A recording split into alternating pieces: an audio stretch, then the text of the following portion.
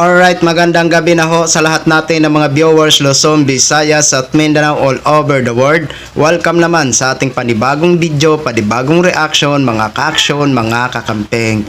So ngayon, nauunawaan ko na talaga kung bakit ang iba dyan ay nanggagalaiti sa administrasyon ni Pangulong Bongbong Marcos. Kaya naman pala.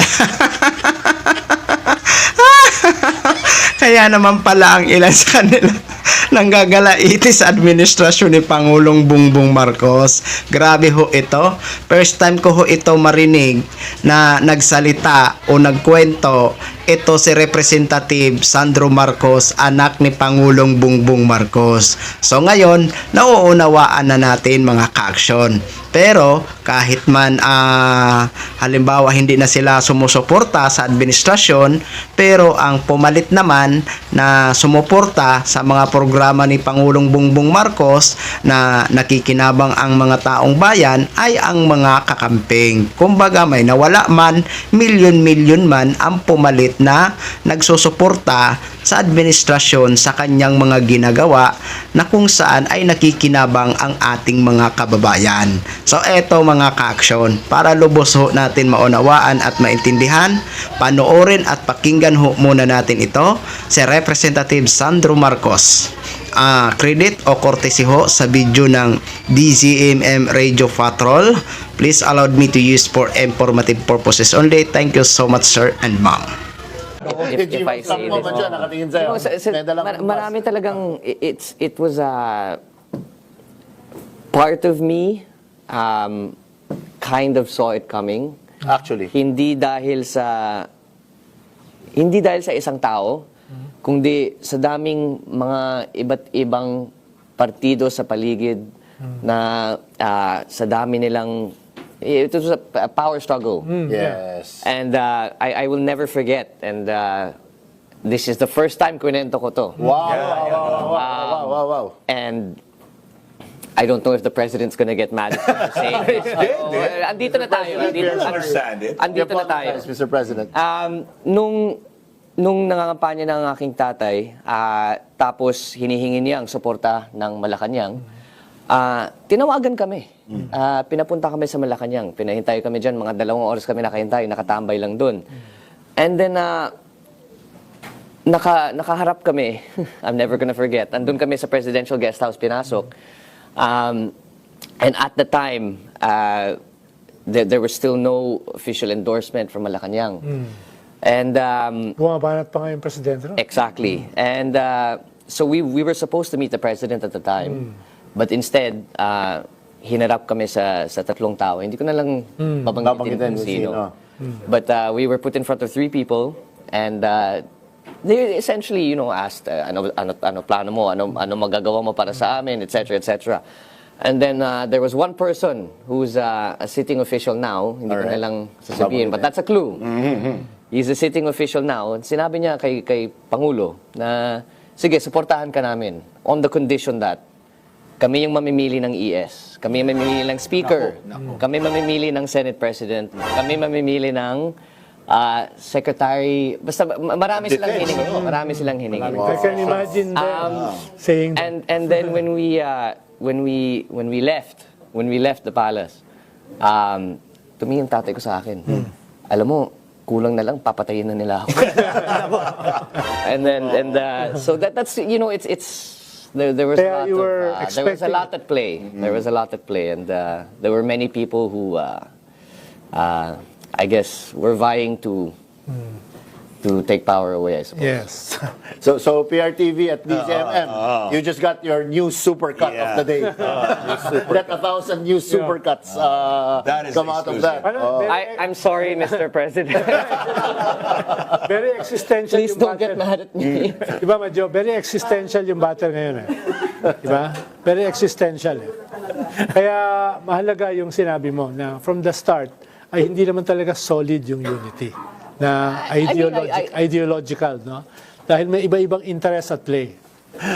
I will let you pick. Ikaw yung political analyst. So, papabayaan na lang kita. Ay, nako. Yun na ho mga ka-aksyon, mga kakampeng.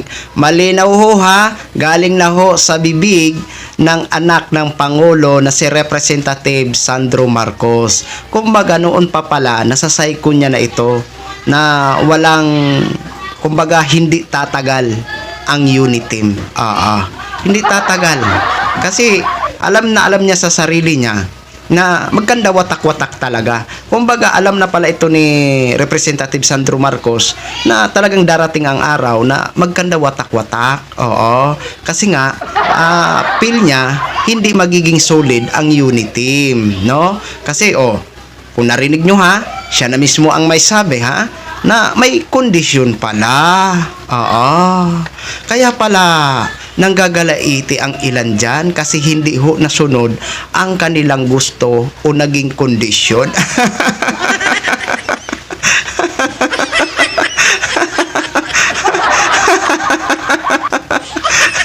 Bilib din ako dito kay Pangulong Bongbong Marcos. Naisahan mo sila, Pangulo.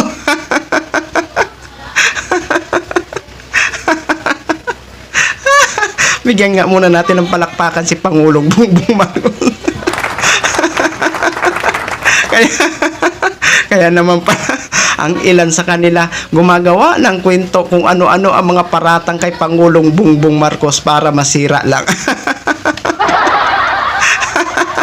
Yun pala, matindi pala ang kondisyonis nyo mga nini, mga nunoy, kung sino man kayo.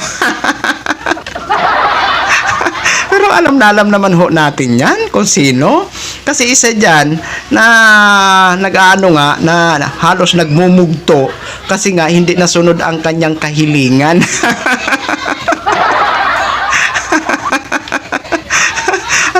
alam ko na alam nyo kung sino ang tinutukoy ni kung kahit di niya man sabihin, mga ka-aksyon, mga kakampeng.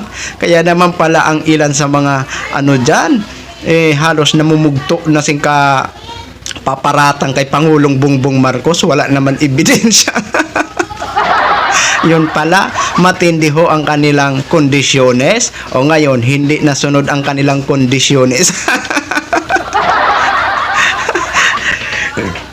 Excuse me po. kumbaga nautakan sila ni Pangulong Bongbong Marcos. Good job, Mr. President.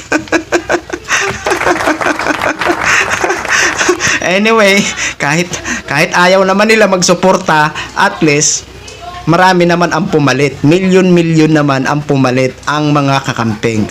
Sinusuportahan ng mga kakampeng ang mga magagandang programa ng gobyerno na kung saan ay nakikinabang naman tayo, no? So, hayaan natin sila.